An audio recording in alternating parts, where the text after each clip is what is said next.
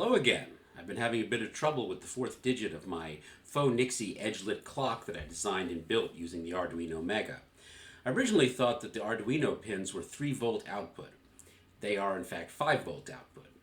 Why I made this mistake I will never know, since I built previous projects with the correct knowledge. But I did, and I scorched my 2.3-volt LEDs badly enough that I had to replace the first, second, and third digits about a year and a half ago. Being that the final digits changed every minute, they were less scorched and did not appear to need repair. And when I say scorched, I mean either they burned out entirely or much reduced in output. As it is, I lost the 6 on that digit 2 months ago, the 3 a month ago, and the 0 had started flashing and starting to dim. So I knew it was time for a rebuild. And I decided to do a redesign. You see, I never liked the difficulty of replacing LEDs, having had to do a lot of it as I just described. And I wanted a simple switch out system, so I could pull out and put back in.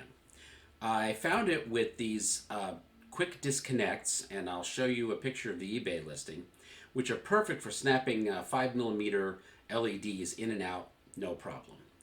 In the course of building it, I unfortunately found out that I needed to firm up a lot of the elements above and below that increased the difficulty of future LED replacements. I'm still glad I did it. Hopefully, having fixed the voltage issue, I should be able to live with that. So I went from a non-upgradable to semi-upgradable with difficulty mounting for my LEDs and for the acrylic rods that form the digits. Now I'm probably going to have to cut back the acrylic rods a little bit. The new mounting is higher than the old one, but it should look good, and I'm very happy with the outcome of it. Now that all the digits work again.